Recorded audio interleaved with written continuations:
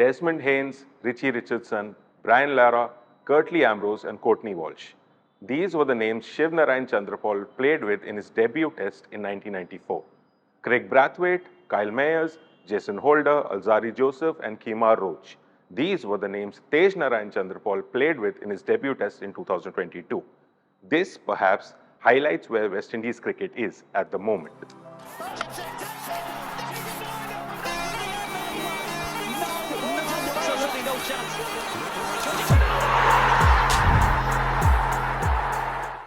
Hello and welcome to Sports Room, our weekly show on all things sport. I am Anirudh Madhavan and with me is veteran journalist Ayaz Memon. Today, we will discuss briefly the fall of West Indies cricket and preview the upcoming India series. Now Ayaz, you've seen both the teams that I mentioned and also even stronger West Indies sides in the past. What difference do you see from those days? Also, just to clarify, I am not saying that the current lot is not talented. It only highlights the lack of opportunity in terms of playing tests and perhaps the increased focus on the shorter formats and the fact that hosting test series is, well, not financially viable for all countries. So yeah, Ayaz. Yeah, I mean, I think it's a combination of both those things that you mentioned, but also it's unmistakably a complete complete abdication of the wonderful legacy of West Indies cricket. And I'm not blaming the players. The players are opting for leagues and playing as what they call mercenaries across the world. But maybe this was foisted on them. This was thrust on them because of, one can only use a harsh word, which is of maladministration. The problems of West Indies cricket are hardly new. They've been around for about 20-25 years, ever since the decline of the great West Indies team in the late 1990s. First Clive Lloyd's team kind of, he retired, then players along with him retired, then Viv Richards, he retired, and Desmond Haynes, Gordon Greenidge, Malcolm Marshall, Mike Holding, Andy Roberts. I mean, that really is like a who's who of contemporary greats. Or modern greats. And then you had Brian Lara, Shiv Narayan Chandrapal, a few others, Carl Hooper, who continued. And it seemed that West Indies might still survive. But I think what has happened in the last 20-25 years is that there's been a complete dissipation of, there was a glue which held West Indies cricket together, and that glue doesn't seem to be working. We saw a little bit of that glue in that movie, Fires of Babylon, but after that, there just seems to be no fire. So players are now independent agents going and playing wherever they want, and you can't fault them beyond a point. But what it has cost West Indies in terms of playing as the West Indies is enormous. I mean, Caribbean cricket, when you shut your eyes and you've read in books or you've seen matches on on social media or YouTube or archives, and you realize what a fantastic legacy it was. From starting from Sir Leary Constantine, the three Ws, Garfield Sobers, Rohan Khanna. I mean, I can name.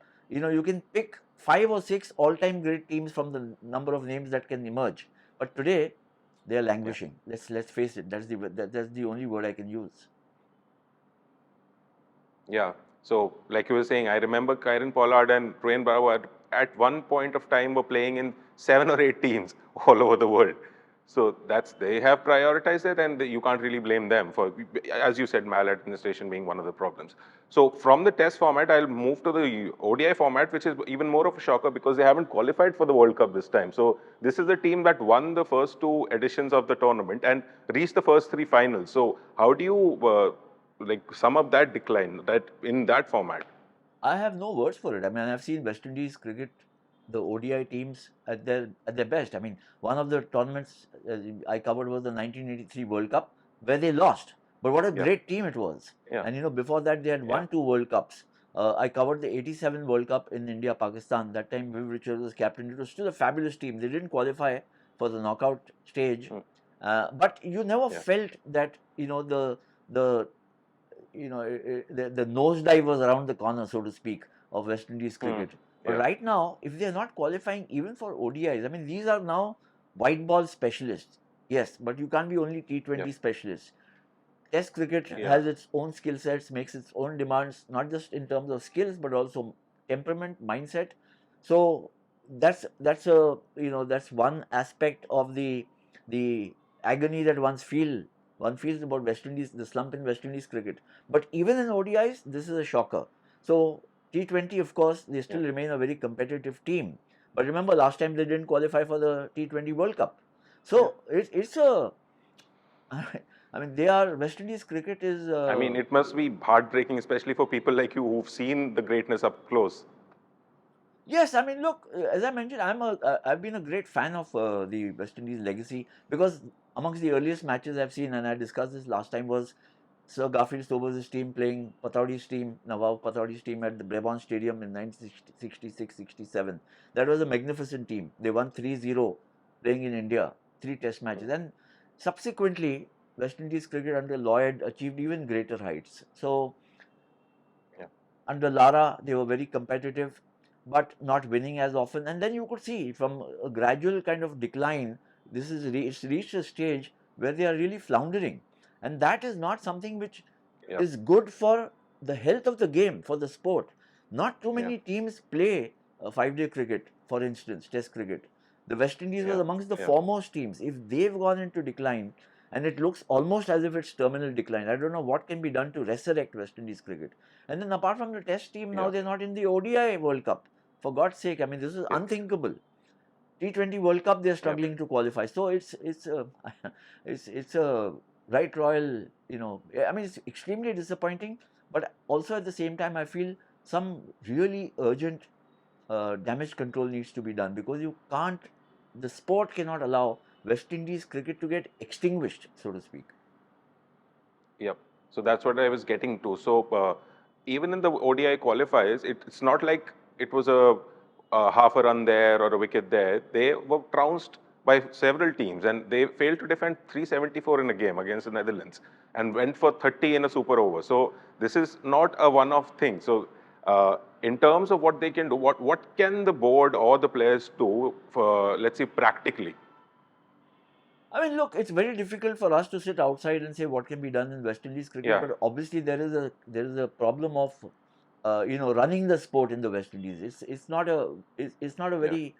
financially very healthy, cricket in the West Indies, and that was starting to kind of take its toll on the players. They were before this massive slump. There have been so many instances where players and the West Indies Cricket Board have been in confrontation. Frequent changes of captains, and there is I mean, intrinsically there is a problem of running West Indies cricket, because it's not one country. It's not like the BCCI. Exactly. It's not like Pakistan Cricket Board. It's not like England Cricket Board or Australian Cricket Board. West Indies Cricket Board is made up of so many independent countries who are in every other sport vying against each other. So, for instance, Jamaica and Trinidad and Tobago and Antigua and all will be playing against each other in football, competing against each other in athletics, in the Olympics, but only in cricket do they come together. Now, that kind of a bond held up when immediately post the colonial masters moving, and there was something which held them together. But as with time, as has happened, that glue seems to have vanished, and the poor financial health of the West Indies Cricket Board means that players have started looking elsewhere. Initially, it was thought that when after Viv Richards' team kind of went away. I remember I went in 1989. I went to the West Indies with the Indian team, and the decline, so to speak, had started happening. And one of the things that I learned speaking to a lot of West Indians cricketers and non-cricketers was that the West Indies cricketers were looking to the US, the West Indies youngsters, to the US for in their aspiration for sports, and not to England. Earlier, all West Indies cricketers, but almost everyone would play in either league cricket in England or county cricket. But now they were looking at playing basketball in the US or athletics, because it gave them A, admission to universities, and B, sound education and therefore better livelihood, or it gave them jobs, the skills. So, I mean, just to give you an example, not linked to cricket but also linked to cricket, look at the amazing excellence that Jamaica has found in athletics, in men's and women's, in the sprints, In fact, they've knocked off the US from that pedestal, or any other country. They're the foremost team where athletics is concerned. That has happened because the focus has shifted away from cricket. Earlier, cricket was their, in a sense, national game, but no longer. The national game now would be, notionally it would be cricket, but otherwise it's athletics. So, Yeah. how do you So arrest that? How do you it's like manage a that is the problem. manufactured nationalistic spirit now in terms of cricket. So like where do you go? So uh, one day's aside, now we come to the preview of the Test series is starting tomorrow. Last time India went over there, they whitewashed West Indies in all formats, and they were completely blown away by Bumrah. So this time around, do you see anything different happening? I mean, on paper, and when they start the series, I would think India has the advantage and by a huge margin because Yeah. India has got far more Yeah. accomplished players, far more experienced players. I mean, the entire lot is there except Bumrah and Mohammad Shami. Shami has Yeah. been rested. Bumrah is still recovering from injury. Rishabh Pant So is not recovery. there. Otherwise, this is the Indian Yeah. team, which also played in the Yeah. WTC final virtually except Shami. So I think the only Yeah. issue that India might have is in the pace bowling department because there are some there's no Shami, Yeah. there's no Bumrah. So Siraj is virtually the spearhead. Yeah. Yeah. But Yep. I think the threat to the West Indies is from India's fast bowlers as well as India's spinners in the bowling attack. And then, of course, there's this formidable batting lineup. Uh, I use Yeah. this word formidable again on paper because we didn't show ourselves to be too formidable against Australia Yeah. in the WTC final. Yeah. But against this West Indies team, and I'm trying to think ways and how and ways in which the West Indies can dominate the Indian team in this series, even given the home advantage. And I can't find enough enough sustenance for that kind of thought process. Yeah. Do they have the bowlers to Yeah. dominate Rohit Sharma and Shubman Gill and Virat Kohli and Ajinkya Rahane? Looks very unlikely. Do they have the batsmen to stand up to Siraj and Ashwin and Jadeja? To an extent, yes. Maybe a Craig Braithwaite who's been very prolific and maybe a Brathwaite, yeah. couple of other batsmen. But consistently over 5 days, if you look at West Indies cricket, just to make that point, over the last 5-day cricket, over the last maybe decade, 12 years, 15 years, ever since Yeah. Lara and Shivnarayan Chanderpaul kind of Yeah. left the scene, Yeah. where is the temperament in their test match cricket?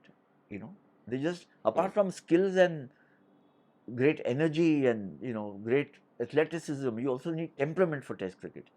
And I find that is Yeah. seriously lacking. So this is sport, anything can happen. But as the series starts, I think India are really, strong favorites. Okay. So what does India want to achieve from this? Like, what would they be happy with? I mean, obviously winning the series, but do you see Ruturaj Gaikwad, Jaiswal, or Mukesh Kumar getting a look in? I think at least between Ruturaj and Jaiswal, Yashasvi. one of them will Yeah. get a look in because there is no Pujara has been also. Number 3 slot is open, Yeah. and I don't Yeah. think they'll mess around too much with the batting order. You got Rohit and Shubman Gill. You need a number 3. You got Kohli. You got Rahane, Yeah. and so on. You got, in fact, Yeah. they will also play Ashwin because I think lessons learnt in the WTC final. I think that Yeah. you can't keep him out.